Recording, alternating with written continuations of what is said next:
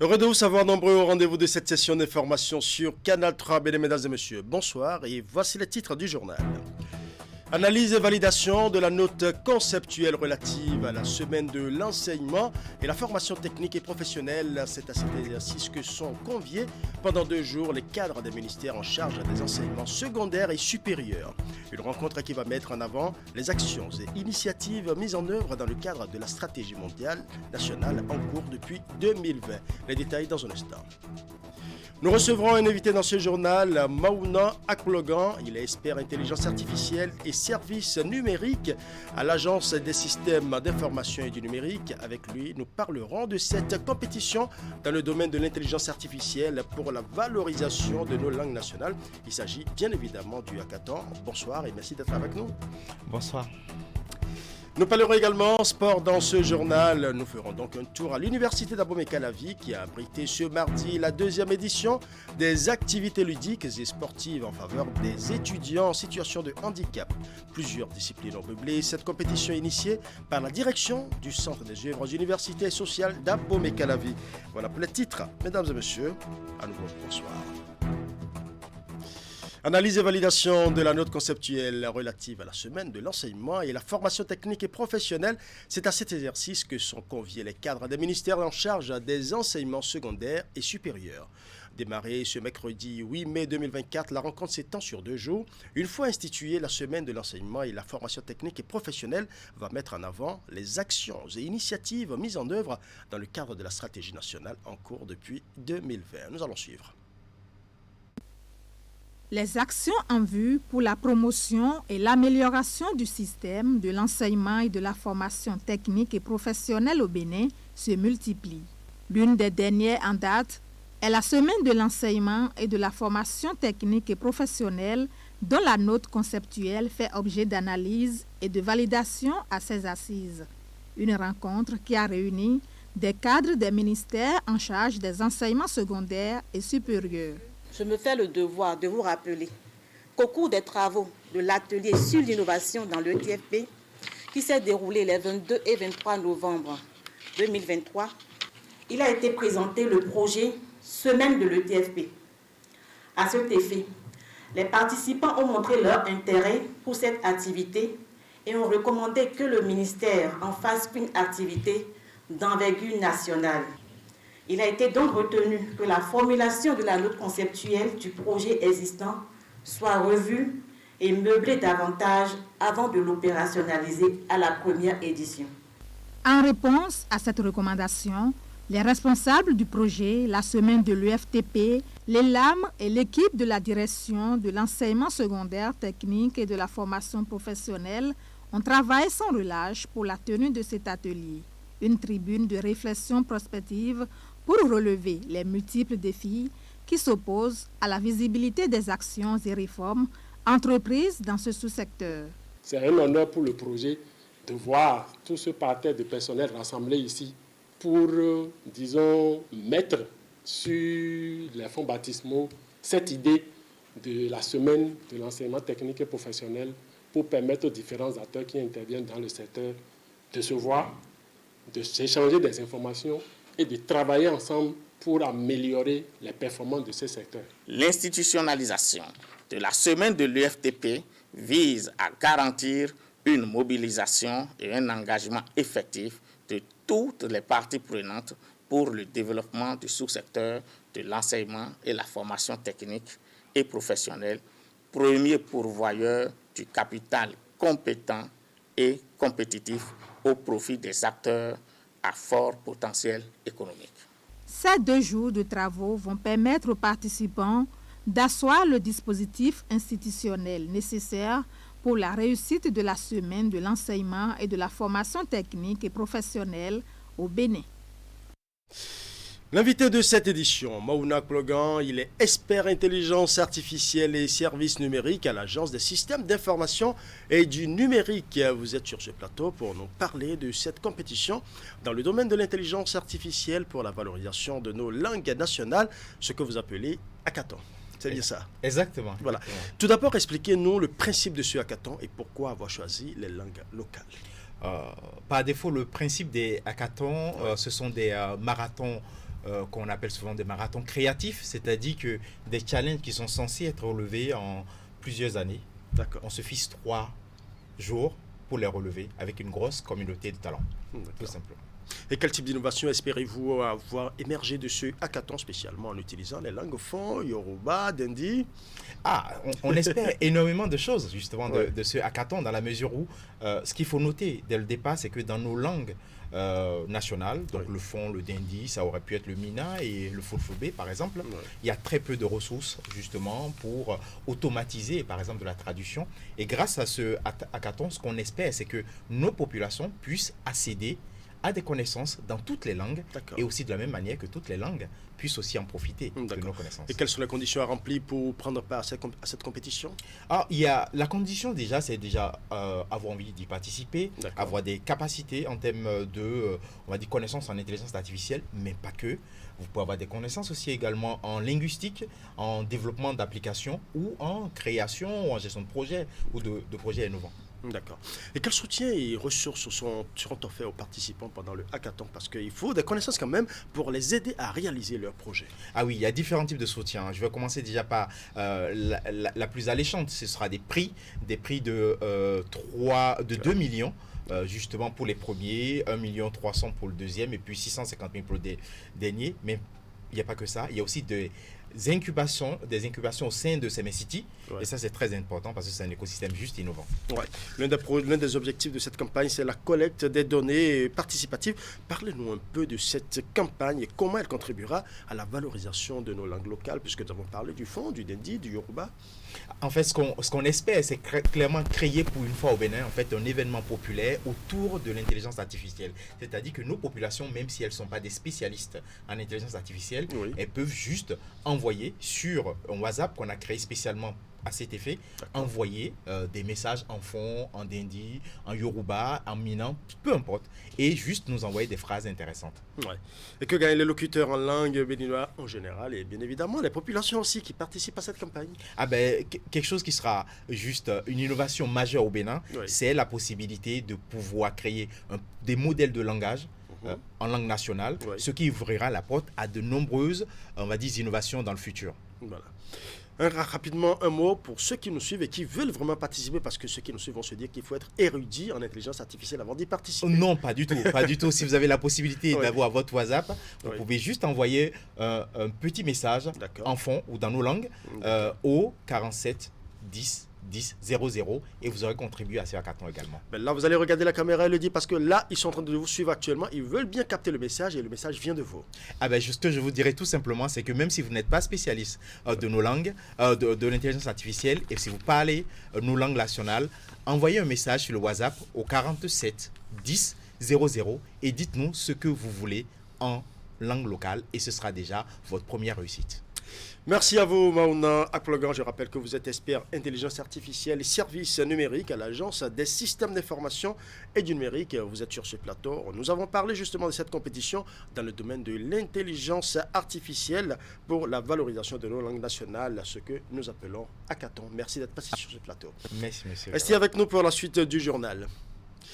Autre volet de l'actualité nationale, une information qui vient de nous parvenir. Les 4 centrales et confédérations syndicales et leurs militants marcheront le samedi 11 mai prochain à travers un courrier en date du 8 mai 2024. Le préfet du département du Littoral vient d'autoriser la marche pacifique de protestation dans la ville de Cotonou. S'adressant dans le courrier aux secrétaires généraux de la CSA Bénin, de la CGTB, de l'UNSTB, de la COSI Bénin, Alain Sourouron l'invite ces derniers à remplir les formalités nécessaires auprès des services compétents de la police républicaine pour les dispositions sécuritaires à prendre en vue d'un bon déroulement de leur manifestation. Le préfet du Littoral n'a pas manqué de déplorer ce qu'il appelle, je cite, omission des règles en vigueur en République du Bénin qui subordonnent toute occupation du domaine public ou de la voie publique à une requête. Fin de citation. Il faut rappeler que la marche projetée pour ce week-end a pour itinéraire Bourse du Travail, Grand Carrefour avenue Stémez, Carrefour Saint-Michel, Carrefour Marina pour échouer au Carrefour Étoile Rouge. Nous reviendrons plus amplement demain vendredi, notamment avec les réactions des responsables syndicaux engagés dans cette marche. Toujours l'actualité nationale s'agrogne depuis quelques jours dans le rang des conducteurs de minibus sur l'axe routier Cotonou-Porto Novo. Les conducteurs de cet taxi expriment leur mécontentement face à la mesure répressive prise depuis le mois d'avril obligeant les conducteurs ainsi que les passagers au port de ceinture de sécurité. Une équipe de notre rédaction était sur le terrain pour faire le constat. Reportage. Ici, à la gare routière Saint-Michel, les minibus Cotonou-Porto Novo sont à l'arrêt. Ils expriment leur mécontentement contre la mesure répressive du port de ceinture de sécurité par le conducteur et les usagers. Donc, soudain, nous fabriquons des motos. Bon, nous donc, regardez, on a apporté des de sécurité, mais nous connaissons ainsi. Avant, mais le couteau, les écoutes marché. Nous avons samedi des waïs, et oui, mais ni ceinture de sécurité, couteau. Quand vous fiche la main, bon, mais il y a sous Tchakiwo. Bon, elle est de dimanche, mais les robots, nous avons une fois encore un bédo. So, lundi des waïs. On de place 18h. Tu as que mes clients les deux couteaux les sous la ceinture. Fille nous tous les hommes grève bleu donc mi mablo ceinture mi jali dio pour na wuli mi e karo mi sou mi na do TVM mi zan ko wo ne lebi e ro mi ro assurance mi na do assurance nous ne lebi mi zan mi pon pièce dio bon to va pas de vous so ali oyi din bogon ajout mano. Selon les commerçants et les usagers de la route, cette grève des minibus n'est pas sans conséquences sur leur quotidien et les activités économiques. Surtout nous les bonnes dames là. C'est ça qui nous aide. On n'a pas l'argent pour prendre les motos. Moto est cher. Il dit qu'ils sont en grève. Que l'essence est cher. Donc nous, on va faire comment? On a des enfants à la maison. C'est ça on va faire pour nourrir nos enfants. Ils sont en grève. Si nous aussi, on reste à la maison, c'est trop difficile. C'est trop difficile. Donc ils n'ont qu'à trouver une solution pour que la grève là, ça s'arrête. Il s'est ouvert temps. Parce que bis ils ont bombé. À quoi on compte nous mi ou quelqu'un qui monte au prévu. De ma camo so quoi quoi inde bo via ou mi town. C'est à ce que moi je suis arrivé parce qu'il y a pénurie des véhicules de transport. Ils ont augmenté ça à 800 maintenant. Puis pour trouver ici on dit que c'est 1000 francs. Donc c'est difficile pour se déplacer. Moi je quitte Semek-Podi pour Tokpa chaque jour. Hier j'ai pris 1500. Déjà j'ai pris Zem là de chez moi pour l'arrêt du bus 200. Et je n'ai pas trouvé Zem. J'ai bien marché avant de trouver Zem. 1500 pour Tokpa hier. Aujourd'hui, même chose. Donc je pense que c'est nous, les commerçantes, surtout nous les femmes qui quittent loin. C'est sur nous, ça pèse quoi. Aux dernières nouvelles, les autorités et les responsables des minibus auraient trouvé un accord de compréhension, ce qui permet à ces conducteurs de reprendre facilement leur activité. Et la réponse de la police républicaine est claire sur la situation. Il n'y aura aucune dérogation. Ainsi s'exprimait d'ailleurs le porte-parole de la police républicaine reçu dans l'émission Sur la route. Le commissaire-major Eric Orouyerima insiste sur le port de ceinture par tous les passagers des véhicules à 4 roues et plus. Il sera désormais question d'un contrôle strict. Il insiste sur la nécessité pour chaque propriétaire ou conducteur de véhicule de veiller à ce que ces mesures soient respectées pour ne pas subir des contraventions. Voici un extrait de ses propos. Pour le compte de cette deuxième phase, la police républicaine va contrôler le port obligatoire de la ceinture de sécurité pour le conducteur du véhicule ainsi que pour les passagers à bord. Lorsque nous prenons un véhicule de 5 places, outre le conducteur, il y a un passager à côté de lui et il y a 3 autres derrière. Donc le port de la ceinture de sécurité concerne tous les occupants du véhicule. Les 5 passagers doivent être pourvus de leur ceinture de sécurité. Là, ce que nous disons tout de suite, là, ça inquiète parce qu'on sait qu'il y a des véhicules dans lesquels on n'a même plus de ceinture de sécurité. Qu'est-ce qui va se passer? Alors, les véhicules pour lesquels nous n'avons pas de ceinture de sécurité, le véhicule n'a pas été fabriqué dépourvu de ceinture de sécurité.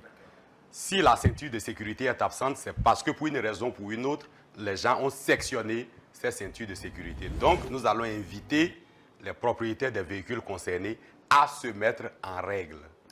il n'y aura pas de dérogation possible. Voilà, c'était à l'instant les clarifications du porte-parole de la police républicaine. Et pendant ce temps ailleurs, un nouveau programme est officiellement lancé à Cotonou pour faciliter l'investissement dans l'entrepreneuriat féminin pour une économie plus verte au Bénin et au Burkina Faso. C'est une initiative mise en œuvre par l'AECF, entendez Africa Enterprise Challenge Fund, avec le financement des Affaires mondiales Canada à hauteur de 6 millions de dollars canadiens, environ 3 milliards de francs CFA. Les détails dans ce reportage. Le programme Investir dans l'entrepreneuriat féminin pour une économie plus verte au Bénin et au Burkina Faso, IFEV, est officiellement lancé ici à Cotonou. C'est un projet d'autonomisation des femmes mis en œuvre par l'AECF, Africa Enterprise Challenge Fund, et financé à près de 3 milliards de francs CFA par Affaires mondiales Canada. Investir dans les femmes au Bénin n'est pas seulement un programme, c'est une promesse. Une promesse d'autonomisation économique des femmes entrepreneurs dans des secteurs qui stimulent l'innovation et ont un impact positif sur notre climat. Notre objectif est clair, améliorer la participation et la résilience économique des femmes entrepreneurs dans une économie plus verte. Cela signifie qu'il faut éliminer les obstacles, fournir un accès au financement, renforcer les capacités et remettre en question les normes sociales bien ancrées qui entravent l'autonomisation des femmes. L'autonomisation des femmes est un impératif moral et une stratégie économique essentielle. Lorsque les femmes s'épanouissent en tant qu'entrepreneurs, elles créent des emplois, stimulent l'innovation et stimulent la croissance économique de manière remarquable. Nous sommes donc déterminés à travailler en étroite collaboration avec vous tous, nos partenaires, pour, d'une part, assurer le succès de cette initiative, chercher des opportunités de synergie et de collaboration pour pouvoir avoir des effets de levier, et pour cette initiative au Bénin, de façon spécifique, mais aussi pour promouvoir l'égalité des sexes, favoriser une économie plus verte et assurer un avenir inclusif et durable. Investir dans l'entrepreneuriat féminin pour une économie plus verte au Bénin et au Burkina Faso est un programme de 6 ans d'équité genre et d'inclusion économique. Le projet vise également à améliorer la participation et la résilience économique des femmes entrepreneurs dans une économie plus verte dans ces 2 pays. Nous allons pouvoir faire de belles choses avec ce programme. Et je voudrais aussi dire que le green de cet entrepreneuriat féminin vient à point nommé. Nous mettrons, nous, pour notre part, toute notre énergie, notre détermination à faire en sorte que ce programme soit un succès. Nous sommes particulièrement fiers de soutenir les initiatives qui mettent l'accent sur l'autonomisation des femmes entrepreneurs et notre BAG s'appuie sur différents projets qui confirment cet engagement. Le programme IFEV Bénin et Burkina Faso accompagne les efforts du gouvernement en offrant une plateforme pour aider les femmes à jouer un rôle central dans la transformation économique et écologique de notre pays. L'AECF est une organisation de développement à but non lucratif qui soutient les entreprises innovantes dans les secteurs de l'agro-industrie et des énergies renouvelables dans le but de réduire la pauvreté rurale, de promouvoir des communautés résilientes et de créer des emplois. À ce jour, elle a soutenu plus de 400 entreprises dans 26 pays d'Afrique subsaharienne, a touché plus de 30 millions de vies et créé près de 30 000 emplois directs. Une autre réunion qui se tient également à Cotonou, celle des membres de la Chambre consulaire régionale de l'Union économique et monétaire ouest-africaine. C'est la 25e Assemblée générale mixte de la CCR UEMOA dont les travaux sont essentiellement consacrés au bilan de la mandature sortante et les perspectives pour mieux faire face aux défis de l'intégration au sein de l'Union. Reportage. Après Lomé en 2023, Cotonou accueille la 25e Assemblée générale mixte de la Chambre consulaire régionale de l'Union économique et monétaire ouest-africaine. Les lundis 6, mardi 7 et mercredi 8 mai 2024, les membres de la CCR UEMOA sont appelés à réfléchir sur l'avenir de leur organe, qui est le lieu privilégié de dialogue entre l'UEMOA et les principaux opérateurs économiques. Au cours de cette assemblée, nous aurons l'occasion de célébrer nos succès, d'analyser nos défis et de définir des objectifs ambitieux qui reflètent notre engagement envers l'excellence, l'innovation et la croissance inclusive. C'est également l'occasion de renouveler notre engagement envers les valeurs fondamentales de la coopération économique et de la solidarité régionale qui sont au cœur de l'UEMOA. Les assises de Cotonou marquent la fin de la mandature 2021-2024. Le mandat confié au président Daouda Coulibaly est arrivé à son terme. L'heure est donc au bilan de 3 années de mise en œuvre des actions concrètes pour dynamiser le secteur privé communautaire. Ainsi, en autre accomplissement de la mandature, je voudrais relever la réactualisation du plan stratégique 2020-2030 de la CCA-UEMOA pour intégrer des défis nouveaux tels que la pandémie de la Covid, mais aussi intégrer de nouveaux défis, notamment les défis sécuritaires. Et par rapport à cela, nous avons élaboré un plan d'action de la mandature 2021-2024 qui a été monitoré par un comité de suivi et de pilotage et qui rendait compte à chaque fois que nous nous retrouvions. Le renforcement des outils de gouvernance de la CCA-UEMOA par l'opérationnalisation effective du comité d'audit et de conformité, le CAC, et sa dotation d'une charte dans l'esprit du règlement financier de l'UEMOA. Chers membres de la CCR-UEMOA, je voudrais féliciter la Chambre consulaire régionale qui constitue aujourd'hui un modèle réussi dont l'UEMOA peut être fier. C'est la preuve que le secteur privé est dynamique et demeure le principal moteur de la création de richesses et de la promotion de l'emploi. Au cours des dernières années, nous avons été témoins des défis majeurs, mais aussi des succès notables dans votre quête de renforcer l'intégration régionale et de stimuler le développement économique. La Chambre consulaire régionale de l'Union économique et monétaire ouest-africaine a pour mission principale de réaliser l'implication effective du secteur privé dans le processus d'intégration de l'Union. L'Assemblée générale est l'instance suprême de l'institution. Dans le département du Mono, des sites d'exploitation de carrières dont l'extraction est terminée ont reçu cette semaine la visite du préfet Bienvenu Milorin. L'autorité est allée procéder au lancement officiel de l'opération de restauration de ces sites. Objectif, redonner vie à ces terres pour servir dans d'autres domaines de développement. Voici le compte rendu de la cérémonie avec Narcisse Alossé. Après l'exploitation, la restauration et l'exemple est donné sur les sites d'exploitation de carrières situés ici à Soromé, dans la commune de Hoyogwe. Sous les yeux du préfet du Mono, une niveleuse s'emploie à boucher les énormes fossés laissés ici suite à l'extraction des graviers. Un coup de pelle symbolique qui annonce une vaste opération de restauration de ces terres sur une large superficie. Au total, 15 hectares qui sont restaurés de terres cultivables.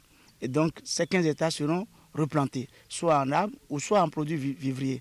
Toutes choses qui vont permettre de réduire disons, les souffrances et les peines des populations riveraines à travers les récoltes que nous espérons très fructueuses. À en croire l'autorité préfectorale, l'autre ambition qui se cache derrière cette opération, c'est de renouer avec des projets de développement qui souvent s'échappent à sa région à cause des terres non aménagées. Mais il y a des partenaires qui viennent et quand on les amène sur le site, ils constatent qu'il y a des trous issus de l'exploitation de carrières.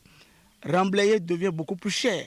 Il coûte beaucoup plus cher même que le coût de l'élaboration de ce projet. Il faut donc finir avec ce sombre tableau et surtout donner une nouvelle vie à ces terres. Le requiem est ainsi entonné pour ces trous qui sont aussi de véritables pièges à hommes pour les populations riveraines. L'exercice de restauration, lui, se fait ensemble avec l'association des exploitants miniers de la région. Et avant d'avoir nos autorisations, on nous a donné des indications fermes. Et au fur et à mesure que nous sommes en train de travailler, nous devons restaurer ces sites-là pour la sauvegarde de la nature.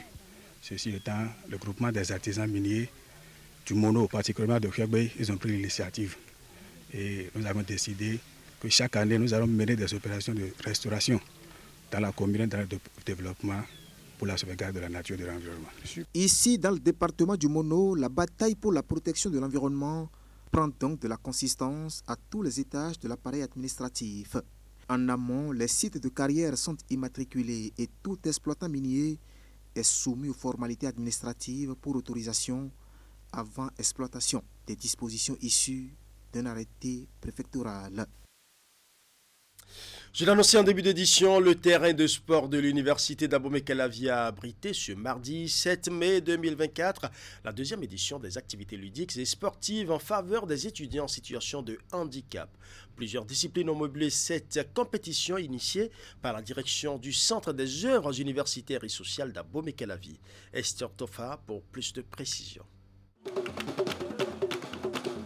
3 disciplines étaient au programme de cette édition 2024 des activités ludiques et sportives des étudiants vivant avec un handicap à l'université d'Abomey-Calavi. Au basketball, c'est l'équipe des Lions Handisport qui s'est imposée à celle des étudiants sur un score de 27 points à 15. Quant aux superstars ici en vert, ils ont su tirer leur épingle du jeu à l'épreuve du goalball face aux étoiles filantes en maillot jaune. Cette compétition, organisée par le Centre des œuvres universitaires et sociales COSACE, a pour but de révéler les performances des étudiants handicapés de l'université. Il y a quelques semaines, moins de 2 semaines, nous étions sur ce terrain dans le cadre du championnat pluridisciplinaire qui annonce les Jeux Intercampus. Nous y sommes encore aujourd'hui pour un événement pas les moindres. C'est l'occasion pour moi, au nom de tous les étudiants handicapés du Bénin, de remercier la directrice du Centre des œuvres universitaires et sociales d'Abomey-Calavi pour tout ce qu'elle fait et tout ce qu'elle fera encore pour nous, personnes handicapées. Ces activités que nous faisons spécifiquement pour les personnes handicapées, qui leur permettent aujourd'hui de se retrouver parmi les étudiants, parce que pendant longtemps, ils se sont vus délaissés, ils se sont vus oubliés. Je voudrais donc remercier au nom de la CEP, au nom de l'équipe qui m'accompagne et à mon nom personnel, remercier la directrice Ghislaine Faboum pour avoir pensé, pour avoir osé, pour avoir œuvré, pour avoir travaillé pour que cela se réalise. Je voudrais vous demander de vassonner pour la directrice Ghislaine Faboum. On pouvait lire sur le visage de l'équipe dirigeante du COSACE joie et satisfaction à l'issue de cette deuxième édition des activités ludiques et sportives des étudiants vivant avec un handicap. Nous les avons intégrés intégralement au championnat pluridisciplinaire. Et les vainqueurs seront également aux Jeux Intercampus. Donc, ils ne sont pas des étudiants à part. Ils sont des étudiants à part entière. Nous les intégrerons également au festival artistique et culturel, avec tous les étudiants de tous nos campus. Plus tôt dans la journée, les étudiants étaient rassemblés autour du Scrabble remporté par Henri Coumagnon. L'activité a pris fin par la remise des trophées aux différentes équipes. Nous allons refermer ce journal par cette information qui vient de tomber. Les 4 centrales et confédérations syndicales et leurs militants marcheront le samedi 11 mai prochain. À travers un courrier en date du 8 mai 2024, le préfet du département du Littoral vient d'autoriser la marche pacifique de protestation dans la ville de Cotonou. S'adressant dans le courrier aux secrétaires généraux de la CSA Bénin, de la CGTB, de l'UNSTB et de la COSI Bénin, Alain Sourou-Orula invite ces derniers à remplir les formalités nécessaires auprès des services compétents de la police républicaine pour les dispositions sécuritaires à prendre en vue d'un bon déroulement de leur manifestation. Le préfet du Littoral n'a pas manqué de déplorer ce qu'il appelle, je cite, omission des règles en vigueur en République du Bénin qui subordonnent toute occupation du domaine public ou de la voie publique à une requête. Fin de citation. Il faut rappeler que la marche projetée pour ce week-end a pour itinéraire Bourse du Travail, Grand Carrefour Avenue Stémez, Carrefour Saint-Michel, Carrefour Marina pour échouer au Carrefour Étoile Rouge. Eh bien, nous recevons en plateau le nouveau secrétaire général de la COSI Bénin, Kodjo Serlin. Bonsoir. Bonsoir, monsieur le journaliste. Vous héritez, vous êtes devenu le nouveau porte-flambeau de la COSI Bénin. Vous héritez de la Confédération et en même temps d'un combat qui était déjà en instance. Le 27 avril dernier, les 4 centrales et confédérations syndicales ont été interdites de marche. Aujourd'hui, vous avez l'autorisation qui vient d'ailleurs de tomber il y a quelques minutes. Donnez-nous un peu vos impressions à chaud. Merci, monsieur le journaliste. Je pense que dans un premier temps, c'est une joie que le préfet du département du Littoral, il a fini par comprendre en réalité, il ne s'agit pas d'une demande d'autorisation de marche que nous devons lui adresser, mais c'est une déclaration de marche que nous lui avons adressée. Et nous lui avons adressé le courrier dans le même format que nous l'avions fait il y a quelques semaines. Et pourtant, elle avait refusé de nous autoriser à marcher sans nous l'avoir notifié. Et que c'est sur les réseaux sociaux, on a vu un communiqué qui circulait disant donc que la lettre que nous lui avions adressée posait problème. Oui, maintenant, ça a été rectifié. Vous avez votre notification maintenant. Nous avons le préfet vous invite aussi à vous rapprocher des services compétents de la police républicaine pour les dispositions sécuritaires à prendre en vue d'un bon déroulement de leur manifestation. Est-ce que vous prenez déjà ces dispositions? Oui, nous sommes en fait habitués à ce genre de manifestations. Oui. Donc aussi bien les services de la police républicaine que ceux des sapeurs-pompiers. Et nous avons l'habitude de les saisir au même moment que nous saisissons le préfet et le maire. Et donc, il nous faut juste aller les revoir avec le courrier à nous adressé par le préfet pour leur notifier que nous sommes prêts pour la marche du samedi prochain. Et donc, il leur faut être présents à nos côtés pour assurer l'encadrement de la marche et la sécurité des marcheurs, ainsi de suite. Ouais. Voilà. Est-ce que vous, à votre niveau déjà, vous avez pris des dispositions pour que vos marcheurs soient vraiment, qu'ils fassent la marche dans un corps sain et un esprit sain? Vous comprenez de quoi je parle? Ouais, bon, il faut dire, nous avons pris les dispositions. Oui. Nos militants ne sont pas des badauds. Nous avons appelé nos militants à venir manifester avec nous. Et nous avons quand même nos dispositions internes pour contrôler un peu tous ceux qui sont avec nous, pour nous assurer que ce sont effectivement nos gens qui sont avec nous. Et donc, nous ne voyons pas la possibilité pour que des intrus, des gens incontrôlables, puissent infiltrer nos rangs. Voilà. Merci à vous, Kodio Serlé. Je rappelle que vous êtes le nouveau secrétaire général de la COSI Bénin. Vous avez hérité de la Confédération, mais en même temps d'un combat qui était en instance. Et le 11 mai prochain, nous allons vous voir devant les militants, aux côtés des autres responsables syndicaux. Déjà, en attendant le 11 mai, je vous souhaite une bonne fête d'Ascension. Merci beaucoup, merci. Et je voudrais peut-être profiter de quelques secondes pour appeler nos militants à se mobiliser massivement pour être à nos côtés ce samedi-là, déjà à partir de 7h à la Bourse du Travail, pour crier notre ras-le-bol face à un pouvoir qui nous affame, à un pouvoir qui ne pense véritablement pas à nos conditions de vie. De toute façon, vous aurez le temps de le dire le samedi aux militants et au peuple tout entier. Ce sera tout pour ce journal. Merci pour votre aimable attention. Portez-vous bien et surtout, bonne fête d'Ascension à toutes et à tous. Portez-vous bien.